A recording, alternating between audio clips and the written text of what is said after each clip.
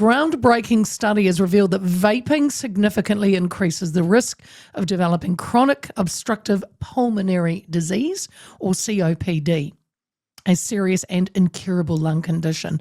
The research tracked 250,000 individuals over several years and found that people who vape are more than twice as likely to develop COPD compared to non-vapers, even if they've never smoked traditional cigarettes. Health experts are sounding the alarm, emphasising that vaping is not a harmless habit. The Asthma and Respiratory Foundation of New Zealand is urging the government to implement stricter regulations on vaping products, especially given the rising rates of vaping amongst teens. The foundation's chief executive is Letitia Harding, and she joins me now. Letitia, good afternoon. Good afternoon, Leah. Now, is the importance of this study the fact that it is one of the first of its kind to truly spell out the long-term risk of vaping?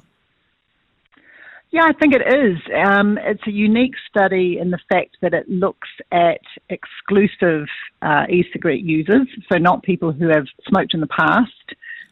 And I think that's really important because, it shows that it does double the risk of getting COPD, which, in the past we've thought has been related to just smoking. But as a standalone product, it's also a problem with vapes.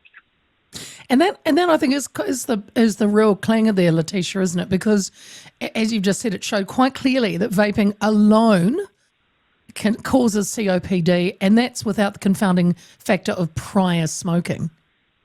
Exactly, and so that's quite unique about this study. Yeah. Does it matter what you're vaping though, Letitia? Did the study cover, what people actually vape? Because I know you can, obviously you can get nicotine-based ones, but you can get ones just with the flavours. Was that part of it? Well, it's interesting. I mean, you're right. There are some vapes out there which are nicotine-free, but the reality is that the majority do have nicotine because, of course, that's the addictive substance. And, that's what this study predominantly looked at because nicotine has the effects on cardiovascular, on the cardiovascular system as well. And we know that. And also, of course, for our developing teens' brains, that's a huge issue with nicotine dependency and effects on the brain too. So, Letitia, we were sold that it was a safe option compared to smoking ciggies. Have we kind of been gaslit this whole time, do you think? Yeah, I think I've definitely. As you know, we've been in this space since 2017, and we've never thought this was a harm reduction type strategy. We think this is a harm transfer strategy. And if you look at, organisations like the World Heart Federation, European Respiratory Society, none of them think that vaping is a harm reduction strategy.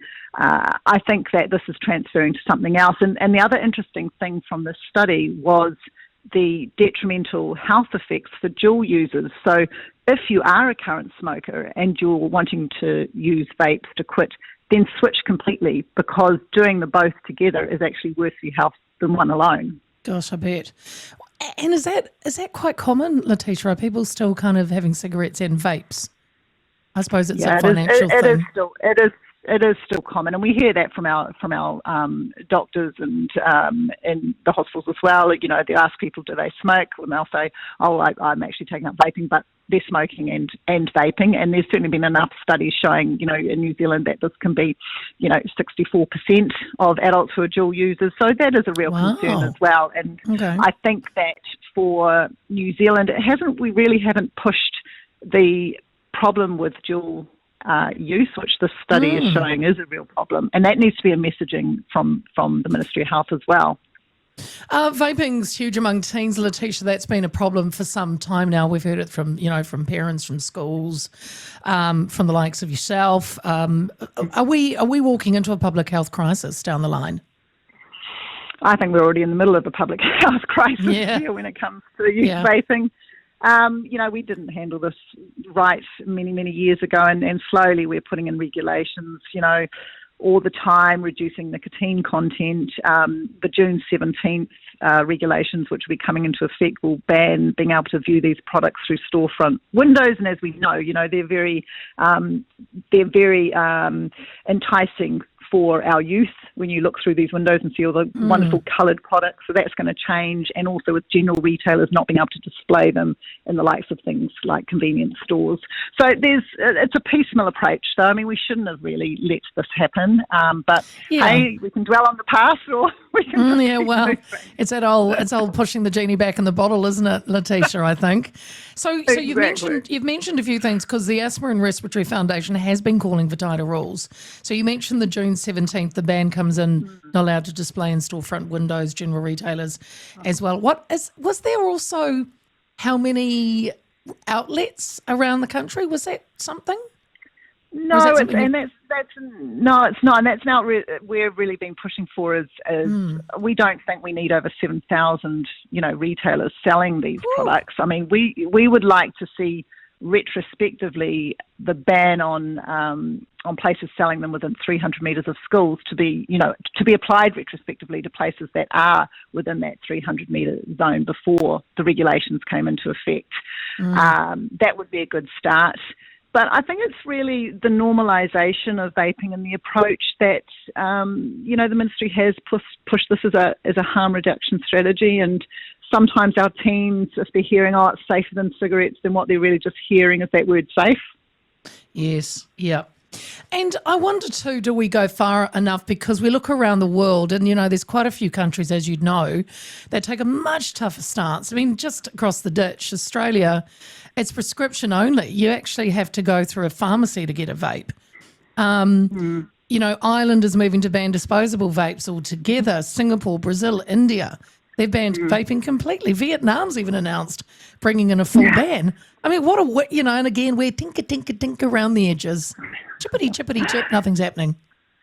Yeah, exactly. It's been a frustrating approach, and that's the situation we're in, because we do not view these products as a therapeutic product, and it's a bit like the ministry sort of wants their cake and eat it too.